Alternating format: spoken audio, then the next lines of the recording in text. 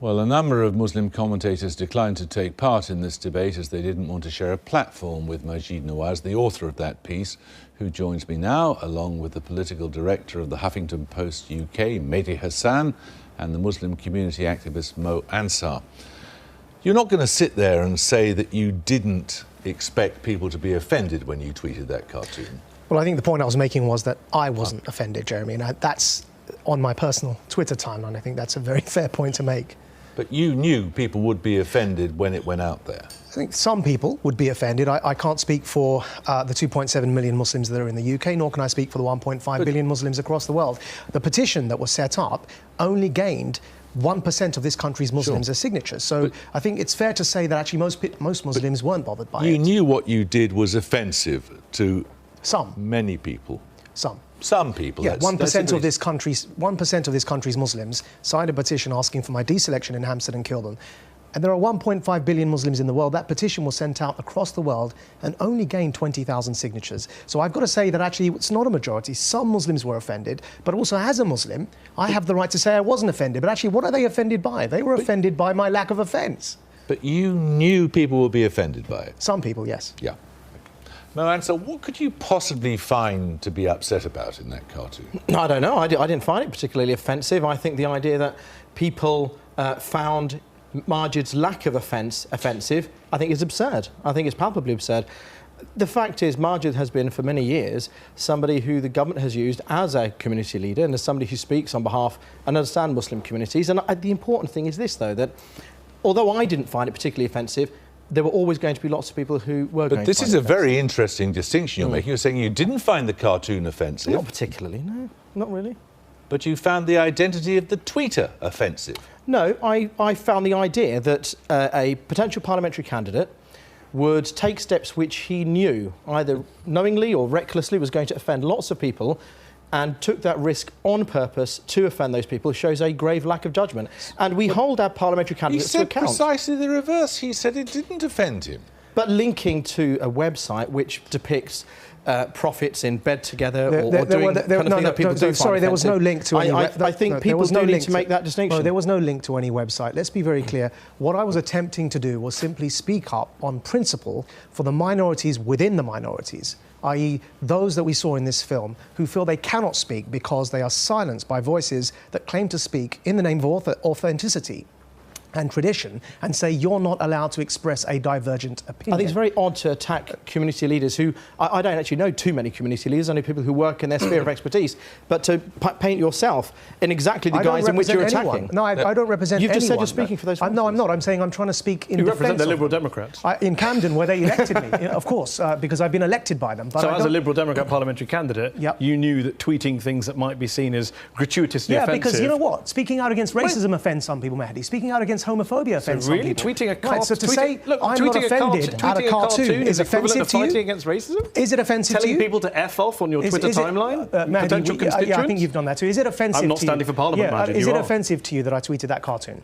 Is it offensive to me? Yes, is it? Yeah, I do find it offensive. I didn't sign the petition. It's interesting you talk about... You find the cartoon offensive? What exactly is offensive about the cartoon offensive? But you know what? Tell me. To be honest, Maajid, I didn't sign the petition and I didn't speak out on that issue. Please explain what's offensive about that cartoon. Maajid, let me speak. Yeah, I'm asking you. You've had a 6-minute film. Can I speak for a second? Yeah. I don't really care about the cartoons. The cartoons were you attention-seeking, being provocative, gratuitous, whatever you want. Maajid, can I finish a point? My problem, Maajid, is that, as Mo pointed out, and as a lot of journalists don't point out, you have a long history of upsetting people in the Muslim community in a gratuitous manner. That is the real issue that a lot of people don't recognise. What you found offensive about the cartoon? Oh, I find offensive about the cartoon that in Islam you don't normally depict the Prophet. When you do depict the Prophet, you don't depict him in bed with another Prophet. You don't depict him. No, you tweeted a series of cartoons. You tweeted a cartoon from a series. One that the viewers saw. Of course. What was offensive about that one cartoon? It was part of a wider... Oh, so if you tweet one cartoon from the Stürmer... You two are in the same boat then. I was going to say in the same bed. I know that would offend you. In what sense? In the sense that you don't object to the cartoon so much as you object to the identity of the tweeter. No, hold on. Let me be very clear. I do object to the cartoon. You know, I have a right to be offended just as Maajid has a right to be offensive. He has every right to tweet that cartoon. I defend his right to do it. I think violent threats, etc., are outrageous. The issue here is it wasn't other Lib Dem PPC tweeting the cartoon. cartoon. That is true. I do have a problem with the identity What was of the tweeter. offensive about the cartoon we saw on our screen tonight? That's the only one I tweeted. Because that was one part of a series of cartoons. That's the only one I tweeted. What did you find offensive about that particular cartoon? If I tweet one page from a book, it doesn't mean I don't represent the rest of the book. Come on, Maajid. Of course it doesn't. Come on, Maajid. You know perfectly well what the wider cartoons were about. Do you believe in every single view of everyone you ever quote? What? Do you believe in every single view of everyone you ever quote? I'm not here to debate the cartoon. Right, you can debate it with Mo. I don't even care about the cartoon. Well, you clearly do, because you said you found it offensive. I did find it offensive, but I didn't sign the petition. I'm wondering why. I think it was a mistake for people to go after you over the cartoons. I think they should have gone after you because your organisation for the past 6 years has demonised and tried to discredit mainstream Muslim organisations and people like the Muslim Council of Britain. Let me finish the point, Jeremy, because he's given a very long film here in which he talks about community leaders. There's a very interesting point he made about community leaders. Not really. He said that they don't speak on behalf of Muslims. I agree with him. No community leader I've ever met has claimed to speak on behalf of all Muslims. You think I've got a right to tweet the cartoon and you agree with my film? What's the debate? I agree with your film because it's a series of straw men. For you to come along and say that you're this great dissenter and reformer speaking out against Muslims. You did in the film, and the reason Newsnight invited you on here is to give that impression. There are people with actual grassroots support in the British Muslim community who are fighting for gender rights, who are fighting against extremism, who are fighting to have debates about issues. Maajid, sadly, with great respect, very intelligent guy, very articulate, doesn't speak for them. It has zero credibility in the Muslim community, is loathed by many Muslims because he goes around demonising mainstream Muslim organisations as supporters of Al-Qaeda. He goes around taking government money and parroting the government line on extremism. He goes around promoting ex-leaders of the EDL. All right, I want to bring in Mo Ansar, who's been very quiet. Thank you. You are one of these community leaders, aren't you? I don't know, am I? I've never professed to be a community leader. I've never bought a community leader. I've never sold a community leader. I won't parrot George Galloway, but the point is, I've never said I'm an appointed community leader. But Maajid and his little group of sycophants, they like painting people in black and whites. Maajid's always had an extremist mentality, and he's never moved away from that. And I think the people of Britain, when it comes election time, will be very concerned about looking towards somebody who says, I am the gatekeeper on what is acceptable Islam in this country, and I am the one who defines it. And you are? No, not at all. I've never said I am. And I'm not standing for Parliament. However, somebody who's been rejected by every mainstream Muslim civil society organisation and has no credibility and issues threats and harassment to other people. I think people will. So neither of you have. You want to make yourself a martyr of free speech, Maajid. Having had a 6-minute film, you want to make yourself a martyr of free speech, and you're not. Neither of you have a problem with my tweeting the cartoon. And neither of you do have it. We both have it. Okay, no, but so both of you agree that I have the right to. Of course. Yep. And neither of you have a problem with the film. Oh, I do. I had many problems with the film. It's sweeping generalisations about as a political candidate, should you be offending large swathes? No, you can't. As a political candidate, should you be potentially offending large parts of the Muslim community? Playing the man and not the ball, because what this film was about was the idea.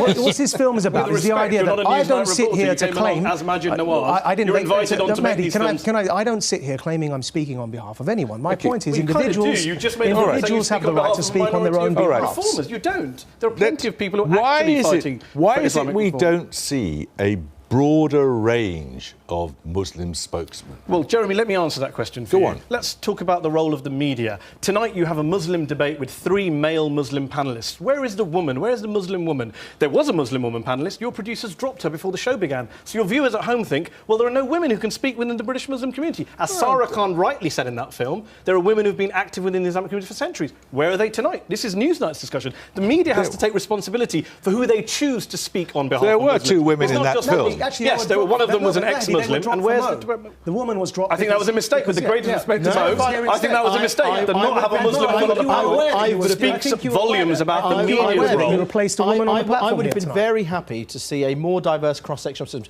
You ask a really important question. Absolutely. Now you ask a very important question, which is a mainstream media commentator attacked me this weekend on Twitter because he believes me to have homophobic views without actually checking that I've been standing for gay rights and working with the transgender community for over 15 years. Now, I wondered, had he just seen my profile picture? And he said, well, when I complained about it, he then insulted me. No, you can't get away with this. He then insulted me and then said, well, you'll never come on my show again. Now, if that's how we use and abuse the Muslim voice in this country, we've got a lot... Just answer Maajid's main question, who speaks for Muslims? Muslims speak for Muslims. Well, in fact, I wish journalists would understand that. All right. Rather than picking people to speak on their behalf. Thank you all very much. Thanks.